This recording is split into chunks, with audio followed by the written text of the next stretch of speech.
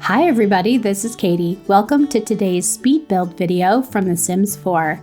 I am creating a house for the Richards family. This is Rhea and Marcus. They just found out that they are expecting, so I imagine they're moving from a tiny little apartment into a house that they just purchased for the first time. This house needs to be small still because they do have a limited budget, but it'll need a little bit of room for a brand new baby. I haven't decided at this point in the build where I'm actually going to put the baby room yet. I'm just kind of working on the basic structure of the house, the design elements, siding, windows, and such, and plan on figuring out where the baby's room is going to go after I figure out what the roof looks like from the outside. This style of house usually has 2 floors, but I really wanted to create a little bit more of a cozy cottage style 1-floor building with this particular type. So I'm really looking to make a small space. I have found in the game that it's actually really nice to play in smaller houses because you don't have to move so far to get the characters to do the things that you're looking for, which is really nice for gameplay. But from a character building perspective, I think it's nice to have a smaller space for them to work in as well. So at this point, I'm just doing a little bit of landscaping and again, just figuring out the basic structure. And I really wanted to keep kind of a little bit of a casual, little bit modern, little bit country style. What I'm going to say is I wanted a cozy style. That's not really a thing, I know, but I just wanted to create a space that looked really comfortable and homey, but not old school style.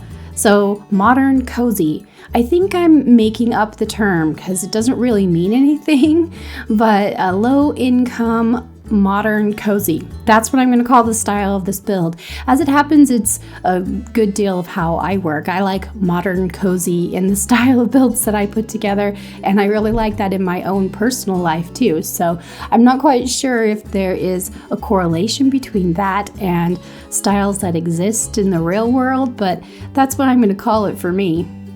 Here you can see how the bedroom space is coming together, and you might have noticed I put down the bed and curtains, dresser and such before I did the floor and the walls, and that might seem a little bit backwards, but the reason I did that is because I really like the floor and walls to match the furniture options, and sometimes the furniture options are more limited than the walls and the floors, so it's easier to coordinate the space. I'm not sure why that is, but if you're ever trying to get colors to match, try just deleting the floor and the wall, get the other elements of the room to match, and then figure out what wall works for it.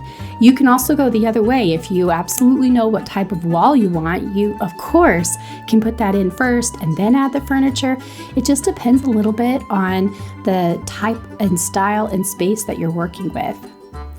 I have found that the new Courtyard Oasis kit has beautiful tile pieces. The walls that go with it have been really nice for bathroom spaces, and I'm not quite sure that matches perfectly, but I like the colors, and in the end, as long as I'm happy with the way the space looks, that's all that really matters.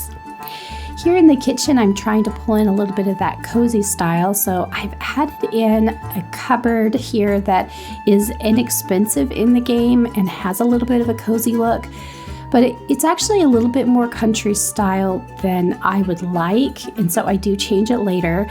You can also see I'm trying to figure out a curtain that will fit this window that I like, and I tried on curtains for the longest time before I finally gave up, and I never do put curtains on the window at the kitchen, and you know what? That's also perfectly fine because it's kind of nice to look out the window when you're working in the kitchen. I love having a window above my sink in the kitchen. It's just a really beautiful way to do chores. In the living room, I'm trying to put together just a little bit of a space, and you'll see after I get the living room situated, I figure out where I want to put that baby room. So I've added in just a little bit of space. Again, I want to keep the house kind of small. I went ahead and added in so that I could pull this back ceiling or the roof piece forward. I like the way that it looks on the outside and the way it helped with the roofing structure.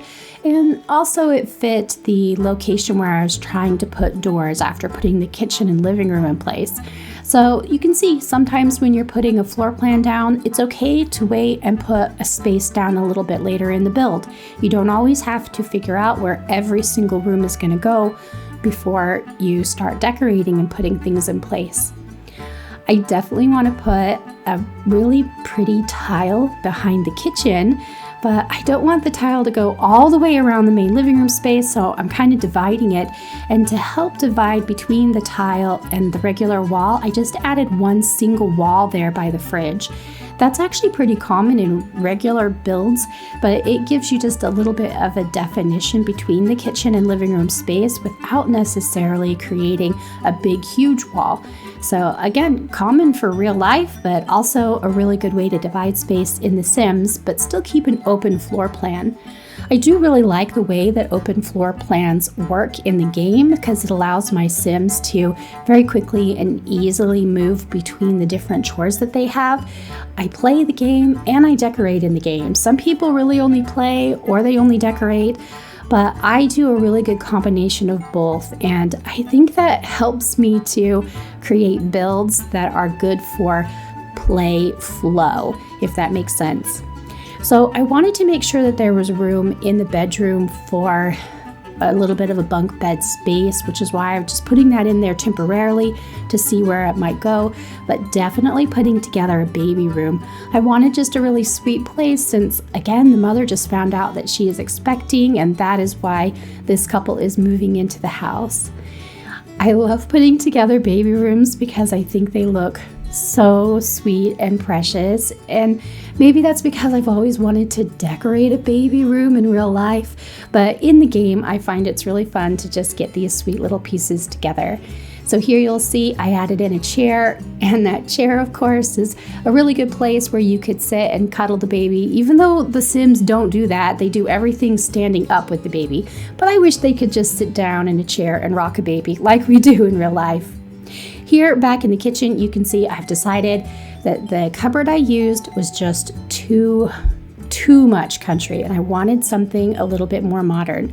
And so I switched it out for a cupboard that was a little more expensive, but I found I was able to do so once I got more of the furniture stuff in place. I had the funds to do a little bit more expensive of a kitchen, and I loved that.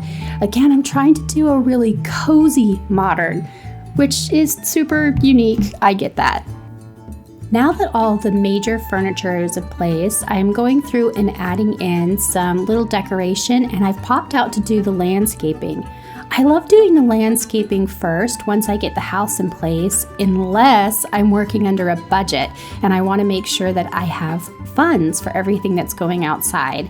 And so sometimes I go ahead and wait towards the end because that way I know what type of money I have to use for the space. And here you can see I forgot to put a window in the baby room, which I didn't notice until I was on the outside of the house. So I'm just doing a little bit of detailing, spinning around, taking a look. I do a lot of just sort of evaluating what the space looks like. Here before doing the landscaping, I did the bb.moveobjects cheat code, and that is because you absolutely need to have that on if you want the plants to cluster together for a really pretty landscaping look. So just a little bit of a hint, if it's something that you haven't used before, that's how I'm getting all of the grass and bushes to cluster together, which you simply can't do unless you put that code in. Otherwise, I'm just putting a few little details in place, and then I will get ready to show you guys the final build for this little house. Here's what the final house looks like when it's all complete and done and ready for the Sims to move in. I really love the way that the big stone wall in the back helps give a beautiful profile to the house. And when we take a look at the floor plan real fast, you'll see it has just the one bathroom and a really clean floor plan. I've moved the couple in to play test, and they look adorable. They look like newlyweds getting ready to expect their very first baby. I hope you guys found something useful here and that you continue creating in this game. Until next time, have the best Sims 4 day.